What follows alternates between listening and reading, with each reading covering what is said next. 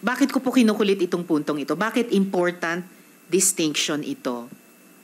Kasi yung mga incorporators, co-incorporators nyo sa Baofu ay akusado at convicted ng criminal activities sa pinakamalaking money laundering operation sa kasaysayan ng Singapore. Balikan ko lang po yung sabi nyo kanina, kinonfirm nyo taga Fujian, si father ninyo. Alam nyo po ba na ang kasama nyo sa Baofu ay mga taga Fujian din? In fact, ang tawag sa kanila ay Fujian Gang. At kayo ba ay kasama din sa Fujian Gang na yan? Nancy Gamo po. Ano po yung ano po niya? Tinatanong ko po sa inyo, sino po si Nancy Gamo? Hindi ko po siya kilala, Your Honor. Well, one Nancy Gamo has been identified as representative of Zunyuan. Ang problema niyan, Mayor, itong si Nancy Gamo has been involved literally in your businesses. No? Isa-isahin ko po ha. 3 Lin Q Farm Incorporated. Yung nag-apply, alam ko na. Naalala ko na. QJJ Slaughterhouse. QC Genetics. Pati itong Siopaw Bulilit. QJJ Smelting Plant. No, by the way, 2012 pa. So mula Siopaw hanggang smelting. And you know what's most troubling about this, Mayor? It's not only that, I'm sorry, you lied. Hindi lang nagsinungaling kayo, pero kayo yung approving authority para sa Zunyuan dahil mayor na kayo noon.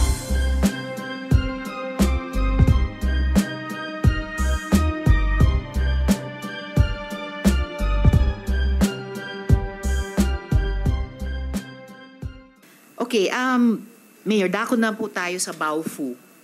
So, please help me understand this. No? Sabi nyo, kayo po ang bumili ng lupa kung saan nandoon ngayon ang Zunyuan na dating Hongsheng. So, pero alin po ang nauna? Ang pag-incorporate ng Baofu o ang pagbili nyo ng lupa? Kasi sabi nyo po sa interview nyo, 2018 nyo binili yung lupa.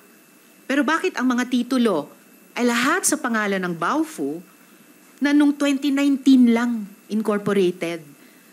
At ang deed of absolute sale sa lupa ay sa pagitan ng Baofu at ng mga private owners noon. So, ito po, isang example nga. Absolute deed of sale. Baofu, tapos yung dating private owner. So, alin ba ang nauna? Baofu ba o yung pagbili ng mga lupa? Your Honor, nauna po yung pagbili po ng lupa. Yung lupa po, nabili ko po sa mga private po na tao. Installment ko po binili sa kanila. Tapos nung pumasok po ang Baofu, pumasok po yung mga Chinese po na investors po. Yan po yung naging pinakapuhunan ko po sa kanila. Kaya diretso na po yung naging transfer po ng title. So ngayon, sinasabi nyo na unang ma-incorporate ang Baofu, sumunod yung pagbili nilang lupa. Hindi po, Your Honor. Nauna po yung lupa po. Kasi nabili ko po yung lupa po na installment. Kailan nyo binili yung lupa? 2018. 2018. Opo. So, bakit Baofu ang pangalan dito? Hindi pangalan nyo at yung dating private owner? Direct na po yung naging transfer po, Your Honor. Hindi po siya deed of sale, ano tawag doon? Contract to sale po. Ang naging kontrata po namin doon sa private owner po. Okay, and in fact, may kopya nga kami ng...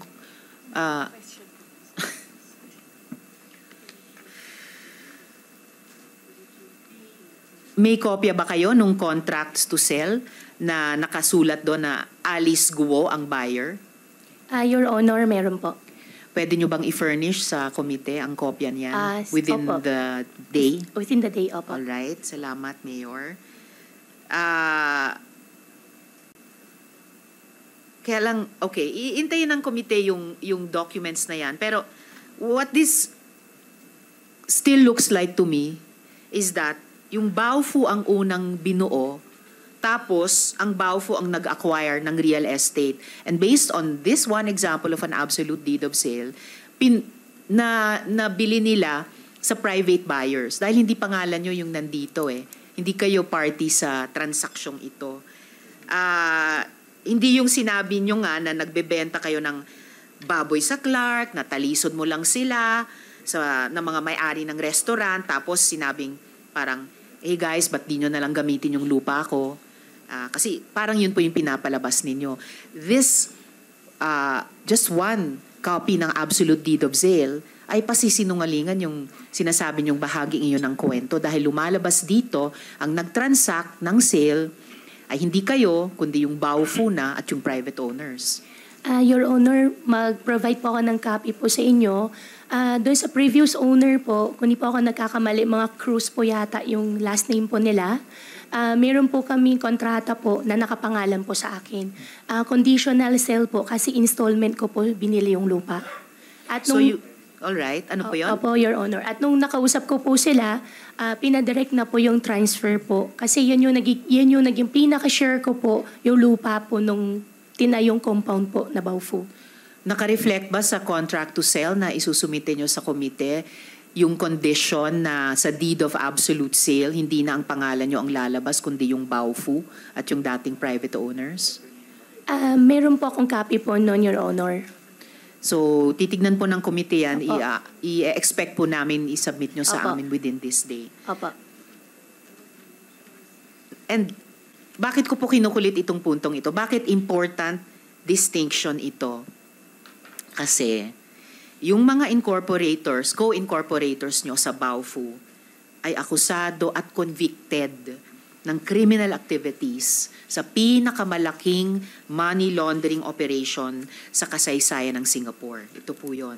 Kaya duda talaga po ako, Mayor, pasensya na pakalat-kalat lang sila sa Clark, nagpapatranslate sila sa inyo, at naisipan mo lang na i-alok ang lupang nabili mo na.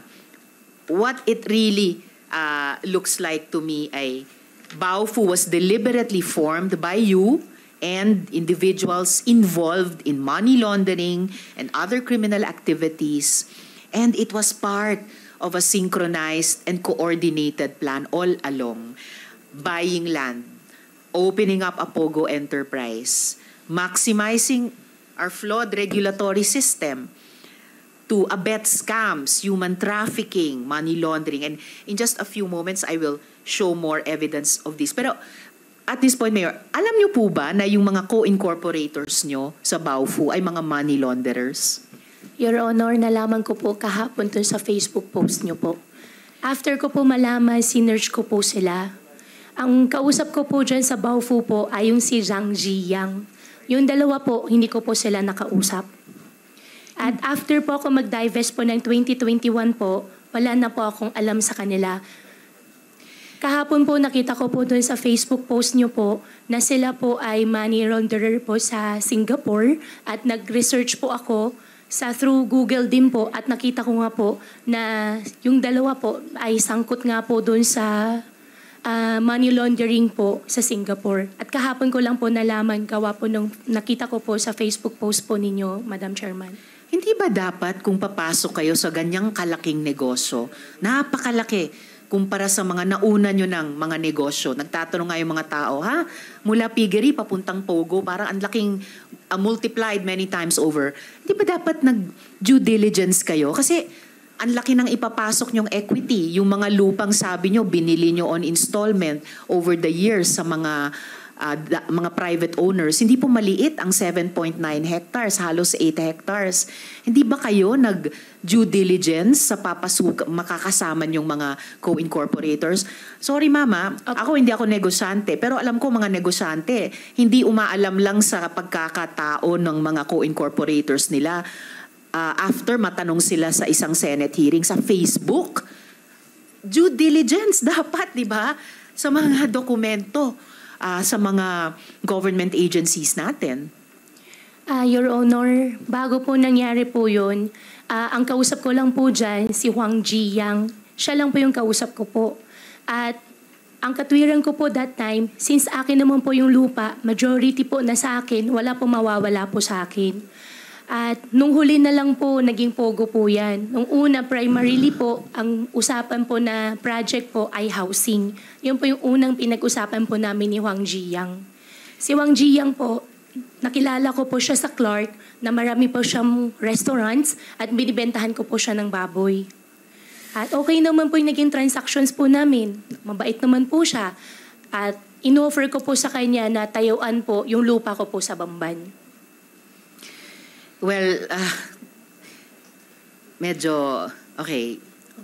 Inuulit nyo yung ilang mga detalye dahil gusto nyo ngang maintindihan namin sa ganyang perspective yung kwento. But lalo lang dumadami po yung things that don't add up. Balikan ko lang po yung sabi nyo kanina, kinonfirm nyo taga Fujian, si father ninyo. Alam nyo po ba na ang kasama nyo sa Baofu ay mga taga Fujian din? In fact, ang tawag sa kanila ay Fujian Gang. At kayo ba ay kasama din sa Fujian Gang na yan? Hindi po, Your Honor. Pero alam po ba ninyo na taga Fujian sila? Hindi ko po alam taga Fujian sila. Ang alam ko po si Huang Ziyang, hindi po taga Fujian taga somewhere malapit po sa Xiamen pero hindi po Fujian. Si Huang Ziyang. Mayor, kahit hindi pa kayong mayor noon, pero again, sobrang malaking pagkukulang sa due diligence. Hindi nyo alam taga saan yung mga co-incorporators ninyo. Sapat na sa inyo na si Huang Ziyang, alam ninyo ay taga Xiamen. Hindi nyo alam na kung saan, taga saan yung ibang mga co-incorporators ninyo? Yung dalawang co-incorporator po, Your Honor, ang nagdala po sa kanila si Huang Ziyang. Well, okay. Sabi nyo si Huang Ziyang lang ang kausap nyo. Pero si Huang Ziyang, di ba fugitive din siya? Matanong lang sa PAOK. Yusek Cruz, will it be you to answer? Ang tanong ko po kay Mayor ay, di ba, yung nag-iisang co-incorporator nila sa Baofu na kilala nila ang pagkatao, Huang Ziyang, di ba fugitive din siya? Yes, ma'am. Yes. Actually, ma'am, subject po ito ng manhunt natin. Right. And this is the person who has 3 passports na pinakita po namin nung nakaraan. Okay, so so sorry Mayor, no? Bukod sa ibang co-incorporators nyo sa Baofu na hindi kayo nag-due diligence, alamin ang background nila. Kumbaga, hindi most innocent si Huang Ziyang kasi sila ay subject pala ng manhunt at may passport holder ng 3 bansa. Sino namang honest broker ay may hindi lamang 1 o 2 passport pero 3 pa? Your Honor, nalaman ko po na meron po siyang 3 or 4 na passport po doon sa last Senate hearing. Nakikita ko naman po siya, labas-pasok naman po siya ng Pilipinas. In fact po, pag pumupunta po ng ibang bansa, may pasalubong pa nga siya sa akin minsan. Kaya wala po akong idea po na siya po ay isang fugitive. So again, Mayor, no?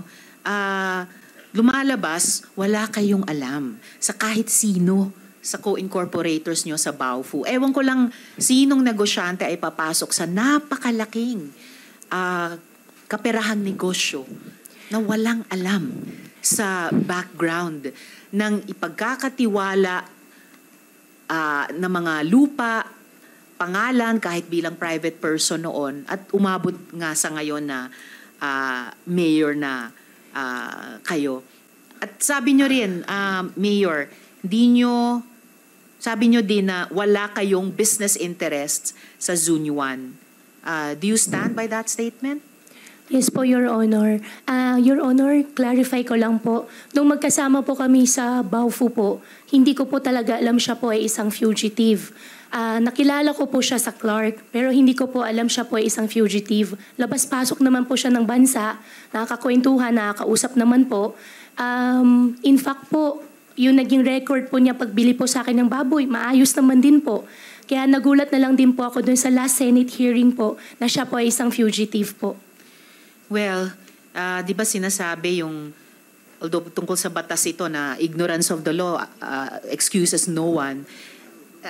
Kaya ako balik sa due diligence kasi kung tayo na nagtatrabaho sa gobyerno, dapat nag-exercise ng due diligence, kayo rin naman dati sa private sector, dapat may due diligence. Lalo na ganyang kalaking pera ang pinag-uusapan at yung equity nyo pa na mga lupa na nagko-constitute ng halos 8 hectares.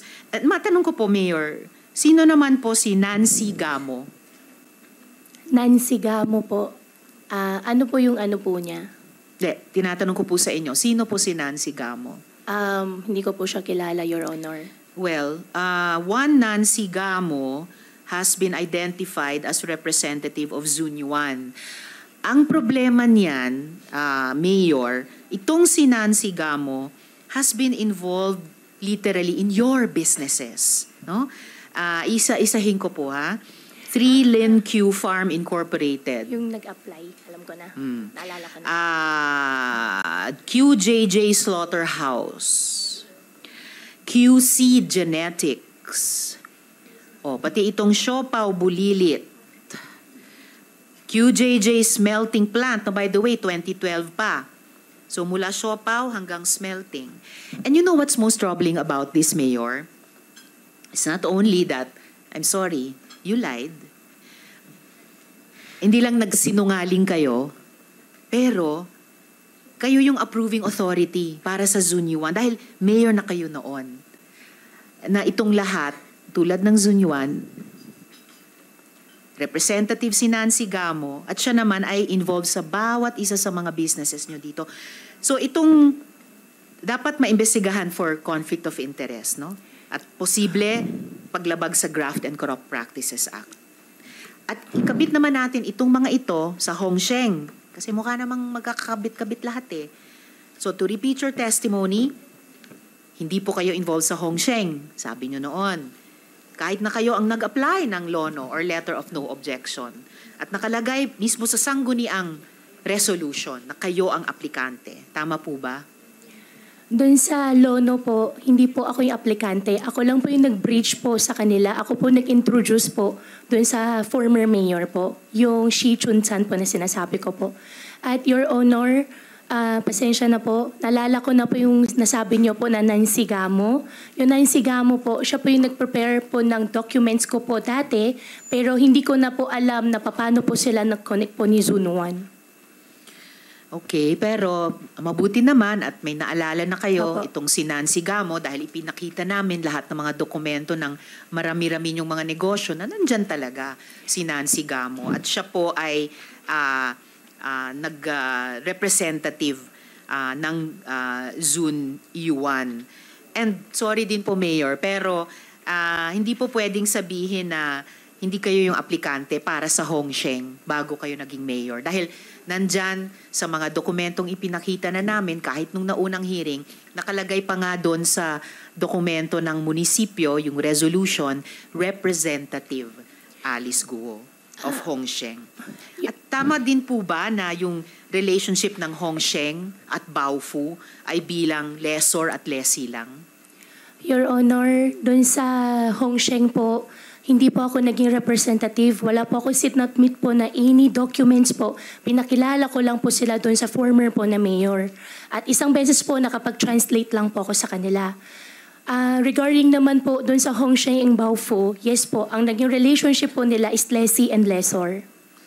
Okay, bago sa pinagtatakhan ko dyan, well, sinasabi nyo hindi kayo yung representative ng Hongsheng. Pero ang pagkakilala ng dating municipal council sa inyo at nilagay nila sa resolution nilang dokumento ay kayo ang representative ng Hongsheng. Now, ang pinagtatakhan ko po, Mayor, itong sa usapin ng relasyon ng Hongsheng at Baofu.